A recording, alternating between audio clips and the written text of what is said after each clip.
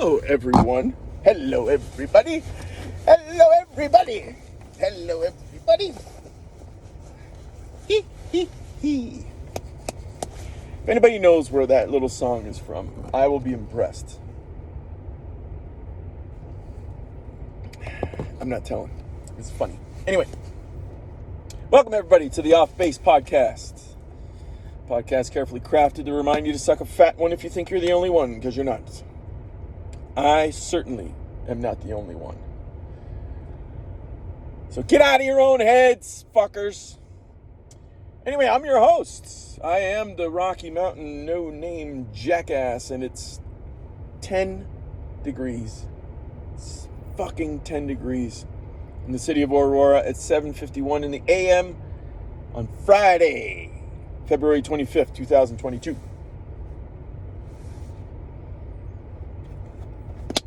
The chaw is in.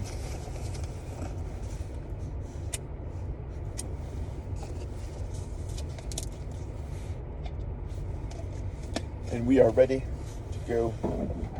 I didn't do a podcast yesterday. I forget why.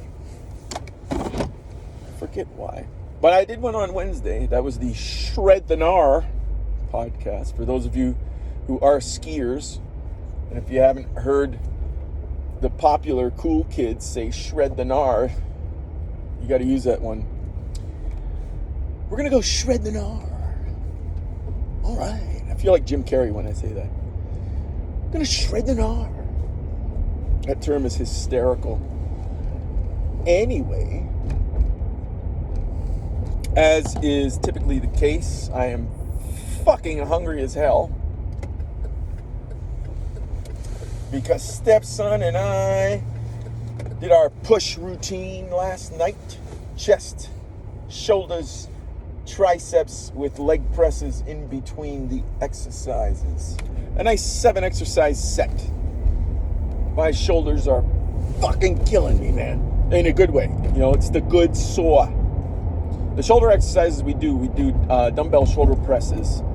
And then in our second round, we do clean and jerks. Fucking love the clean and jerk. Love it. That whole motion is just phenomenal. You're working so many different parts of your body. Barbell starts on the floor, you get it up.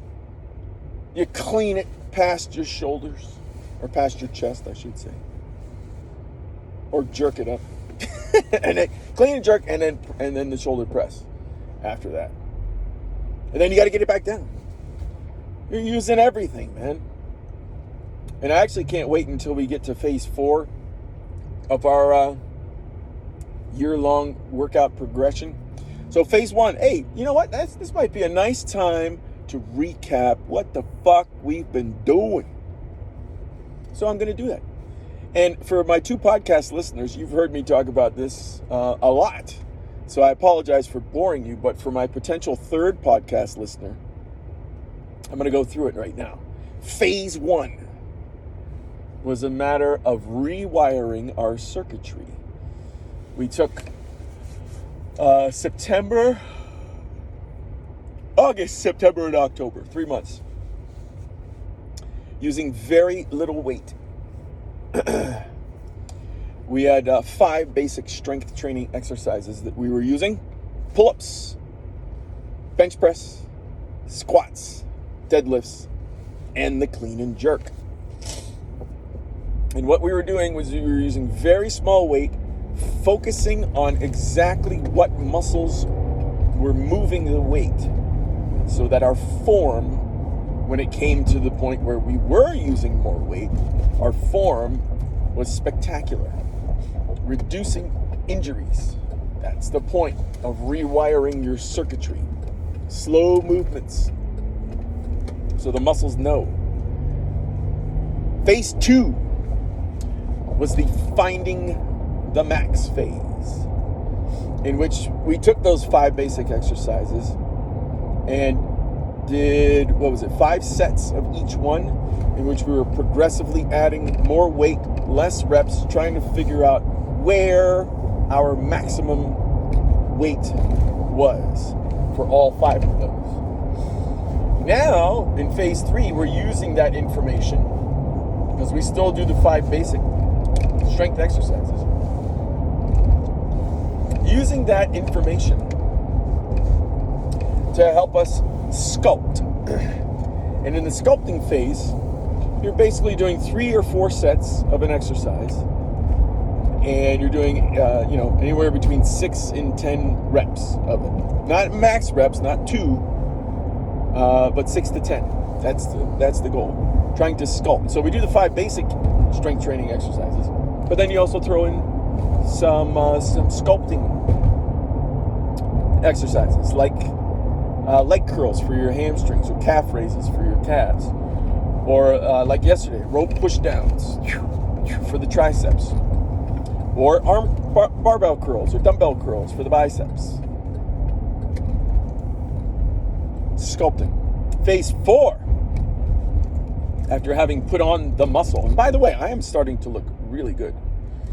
Phase 4 is going to be trimming the fat. So it's to review. Phase 1 is rewiring the circuitry. Phase 2, finding the max. Phase 3, sculpting. And phase 4, trimming the fat, in which the cardiovascular aspect of the year-long workout progression takes hold. And in that one, we will be doing the 5 basic strength exercises. We'll do them 2 times a week, but really bring the weight down and end up doing 12 to 15 repetitions so that the heart gets pumping. That's the goal when we do those. And the amount of rest in between sets will also shrink. Pucker up. Tighter than a snare drum, as what's his name said from Shawshank Redemption.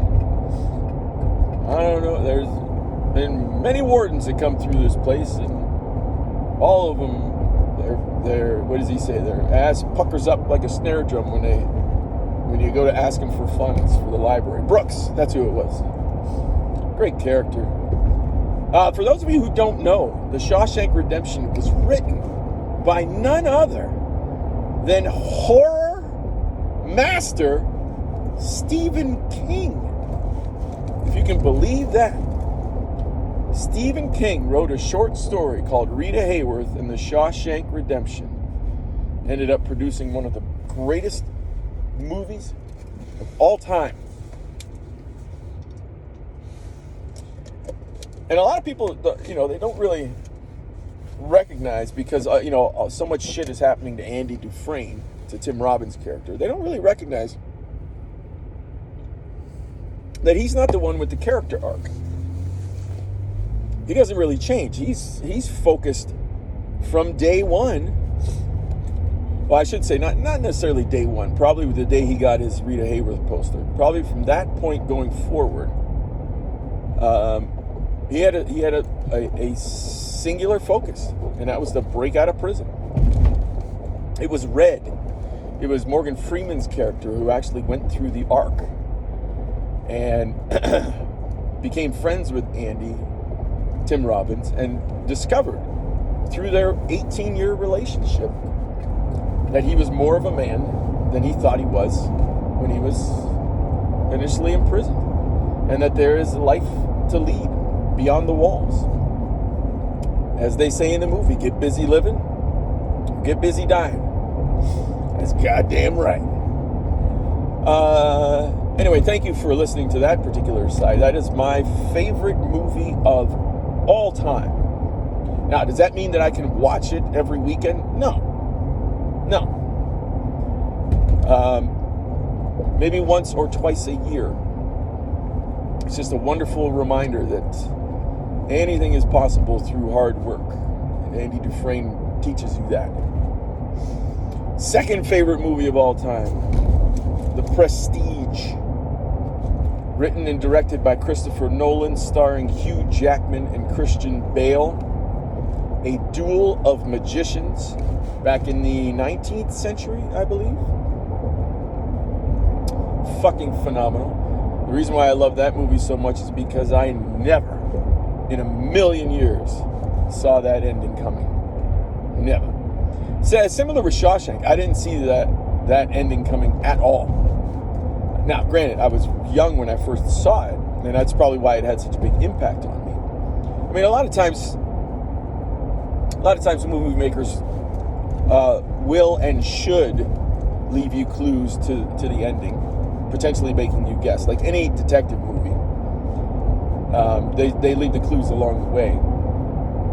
And you should, my wife is very good at solving these things. She likes to do that when she's reading. She reads a ton. Like especially when we're going on trips, she'll just download a book and fly right through it. So many times, and she likes those like murder mysteries or crime mysteries, and loves trying to figure them out before the ending actually arrives. But Shawshank, yeah, I never saw that coming. And The Prestige, holy hell, that's a fucking ending, man. That is an ending. And then my third favorite movie of all time is the Wachowski brothers and The Matrix, because that fucking story was just revolutionary, at least in my eyes. No one had ever told a story like that before, and the way in which they told it was never told in that fashion before, which involves, and what I'm talking about right there is their employment of bullet time in terms of how they shot it. But the script itself was fucking phenomenal. Now, I am not talking at all about Matrixes 2, 3, or 4, although 4 was the best of them, because after the first one, we didn't need sequels. We didn't need them at all. I got the story. That was it. Anyway, those are my top 3 movies. And for my 2 podcast listeners, go ahead, throw a comment in on this. Tell me what your top 3 are. If you want to go into a diatribe to explain them there, you're more than welcome to. So, Friday, let's switch gears here. What do we got coming up on the docket today? Well, I have been pretty damn busy at work for the past 2, I'll say 3 weeks. And a bunch of my projects that I was working on are coming to an end. But that doesn't mean the work is done, because there will be even more coming up. So I got 2 or 3 that I can work on today, as well as any new requests that come in for models that our clients want built. And I will enjoy doing that because, at the end of the day, my job is really cool. Our product is fucking awesome. It's like a big video game. Tomorrow, oh yeah, and then all 4 of us, me and the 3 kids, we're all getting our either booster COVID shots, and for my son, he's getting his 2nd dose. So there we go. And that's after school today. And then we go home, we'll probably watch a movie. I'm going to defrost the meatballs that I got in the freezer. I think I got like fucking 25 of them left. I made... This week was a chili week. In the winter times, I'm doing chili every other Thursday. My son fucking loves them. Loves the chili. Loves it. So he can have the chili. I'm going to have some meatballs, and I don't know what the older 2 are going to have. That's all they eat is carbs. Whether it's ramen or cereal or fucking, I don't know where my stepdaughter and stepson keep getting all this candy from. And my stepdaughter, she's got problems with her teeth. It's like, all right, fine, keep eating the candy. Oh my God, she was funny yesterday, man. Well, I don't know, that story takes too long. I won't tell that one. I got other stuff I want to talk about. Hey, there's 3 cows. They're usually not here in the morning, but there they are. Oh, the other day when we were driving to school and it was snowing and 4 degrees, it was funny, the cows were just kind of covered in snow. And it kind of cracked me up because, if a dog gets covered in snow, they'll shake it off. Like Taylor Swift, shake it off, shake it off. Ah, ah. But cows don't do that. They're too fat. They can't shake off the snow. They're just like, fuck it. I'll just have snow on me. But it's not like they get cold, I don't think. I mean, granted, everything, you cool it down to a low enough temperature and it will cease to move. This is what we in the scientific community refer to as absolute zero, which is 0 Kelvin, negative 273 Celsius. Anyway, tomorrow I will be doing some food shopping. Stepson and I will have our leg routine. And I want to start, I'll either start on our taxes on Saturday or on Sunday. Probably Sunday. I want to try to enjoy my Saturday. I don't want to work. I need a haircut. So I'll do that on Saturday too. And then me and my wife will be attending the opera The Shining here in downtown Denver. We're quite excited. I'm getting excited. I think it's going to be a lot of fun. But goddamn, am I hungry? Oh, you know what? I got this griddle on our stovetop, which is fucking fantastic. It's like a big rectangular plate. It's probably 2 feet long and maybe a foot wide. But the edges on it, I wish they were a little bit higher, because yesterday when I went to go make my eggs, I whisked up four of them and then went and poured them on the griddle, but I poured them a little too fast, and because the edges aren't taller than I want them to be, so the fucking eggs just fell over the side and onto the stovetop. I was like, oh fuck. Just a pain in the ass to clean up. You know what I mean? Am I the only one? No, Mark, you're not the only one. But you are a jackass. You know, that's a humbling feeling, too, to know that you're a jackass. To know that you're not perfect. We're all jackasses. Anybody out there who doesn't think they are, suck a fat one. You know what I mean? So, here we go. Driving back through this little stretch, 2-lane road, wide open. We saw antelope going the other way this morning. I'm not seeing any here on the way back. And that's making me miss nature. Not necessarily hunting, because I've never hunted before. I think it'd be cool as hell to do it. But fishing. Woo! Stepson and my son at one point over the last week asked me when we're going fishing again. And usually when we do it, it's on a larger body of water, like the Gulf of Mexico when we lived in Texas and Florida. We would drive down when we were in Texas, stay at Port Aransas or Galveston, and charter a boat, and go out and bring back some fish. Now, in Alaska too, we would drive down to Seward and go out and fish off the Seward, get some rock bass. It's fucking awesome. Anyway, fishing, man. Fucking love fishing.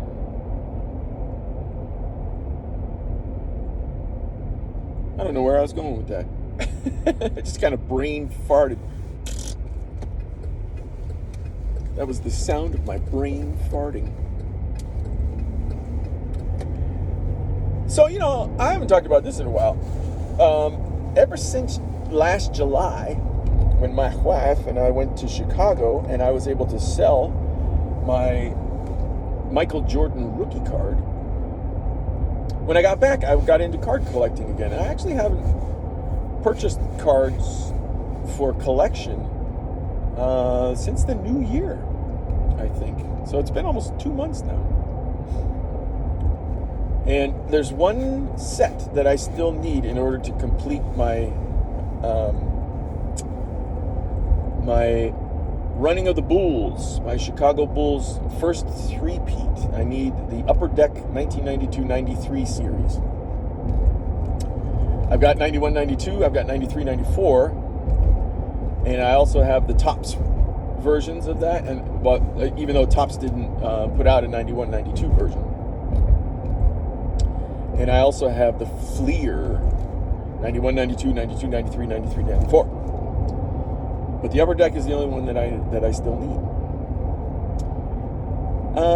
And I'm getting close to being like, yeah, let's get this motherfucker. I'll probably wait until next month and do it, because there's a lot of people selling unopened boxes of 92, 93 upper decks.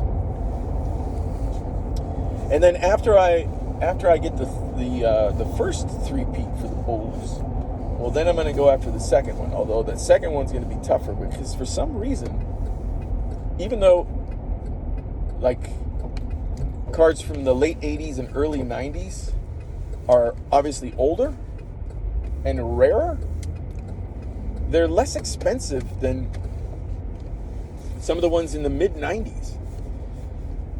Part of the reason is because 96, 97, which was, let me think, 96, 97, 97, 98, 98, 99, yeah, 96, 97, those cards were Kobe Bryant's rookie season. So trying to get a box of cards from that particular year is a little bit more expensive.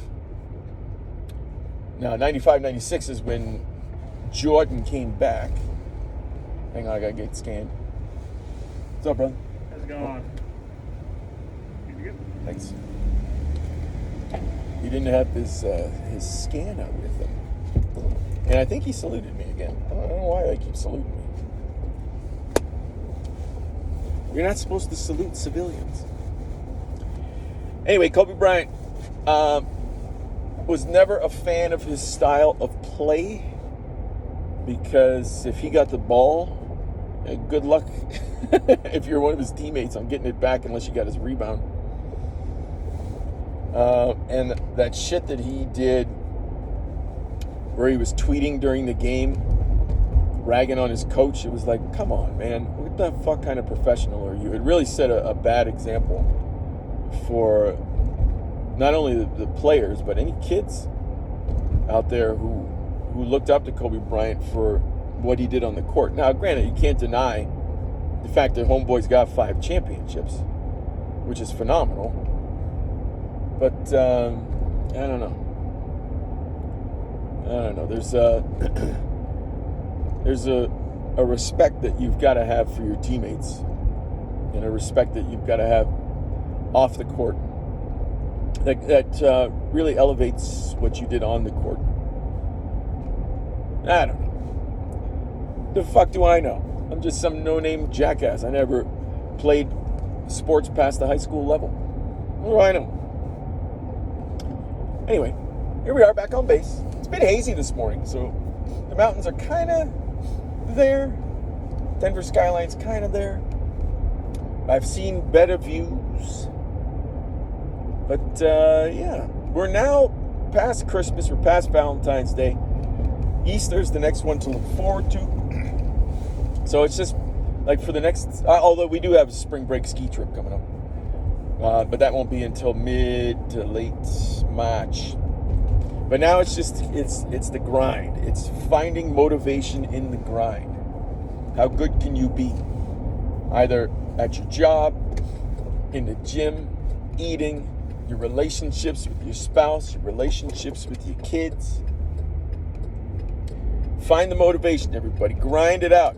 Do your best. Forget the rest, as Tony Horton would say. And with that, I'll sign off on this Friday and wish everybody a great weekend. I'll smell you on Monday.